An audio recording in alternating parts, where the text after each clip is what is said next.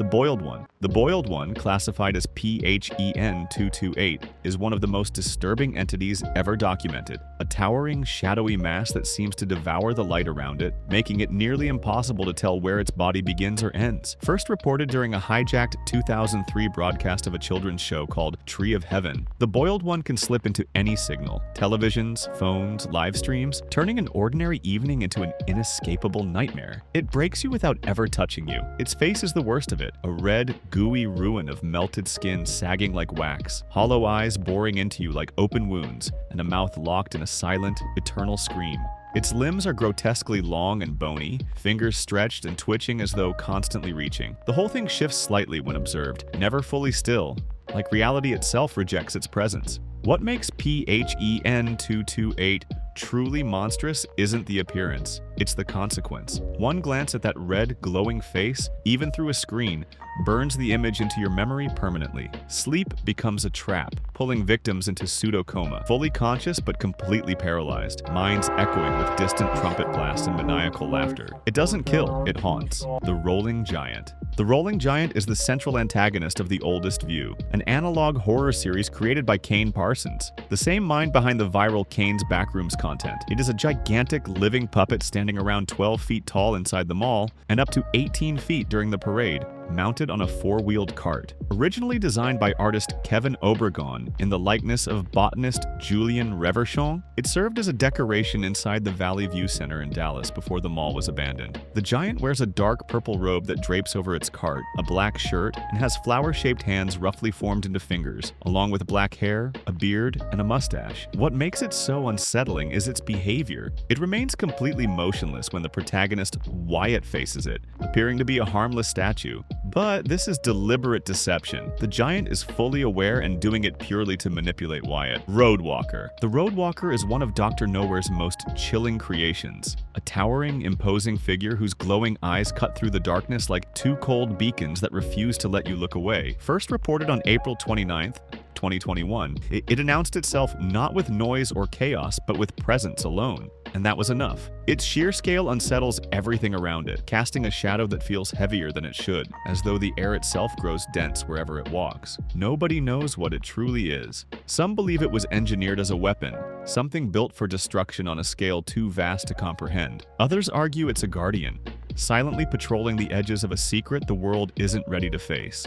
What everyone agrees on is the pattern it leaves behind: disappearances, unexplained disturbances, cracks in the natural order that don't heal after it passes through. The RoadWalker doesn't announce its visits.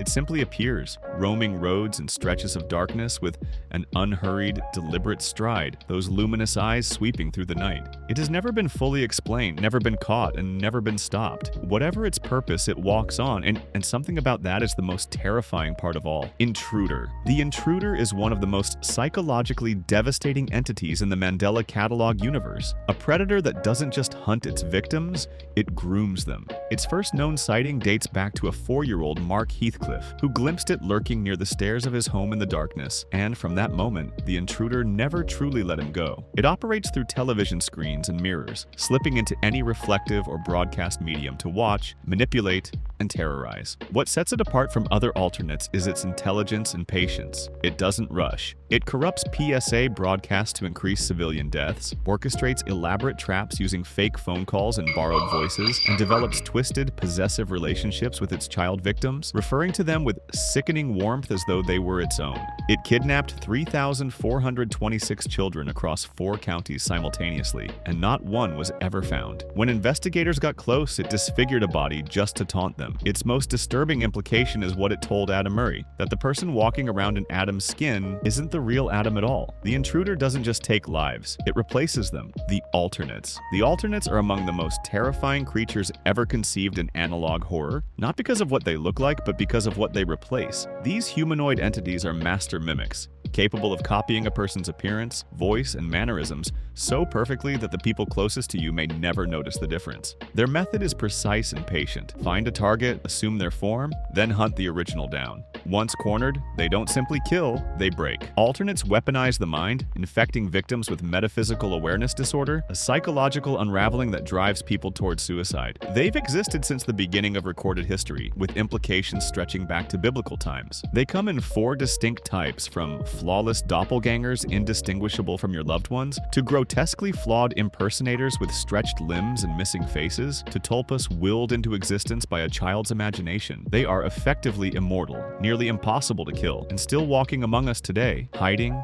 waiting, wearing someone else's face. The Iris. The Iris is perhaps the most cosmic and overwhelming threat in analog horror. Not a creature, not a monster, but an entire sentient planet watching. Roughly the size of a gas giant, larger than Neptune but smaller than Saturn, it drifts through our solar system with a single terrible purpose: observation. Its appearance is unmistakable. A massive eye-like structure with dull orange sclera, a jet-black orifice at its center opening into a horrifying organic interior filled with a throat, an esophagus, a spinal complex, and a conscious mind. It doesn't just exist in space, it acts. The Iris has already mutated Neptune, bending an entire planet to its will, and is now using it as a relay point to transfer its inhabitants toward Earth, seemingly preparing to mutate our world next. It operates as the center of a vast hive mind, assimilating beings into obedience and communicating through radio signals that bleed into human technology. The most chilling detail of all is buried in its trivia. The Iris spends its existence laughing at humanity, not threatening us, not fearing us, laughing. It has watched civilizations rise and collapse from the outer edges of our solar system, and it finds us amusing. That indifference is the most terrifying thing about it. The Horned Serpent. The Horned Serpent, known also as Henodeganeers, is one of the most staggering entities in analog horror lore, because it used to be a man. George Washington, upon attempting to cut down a special tree, was pulled into the Horned Serpent metastructure and stretched infinitely across it, his body expanding beyond all human comprehension until he became something else entirely, something ancient, massive,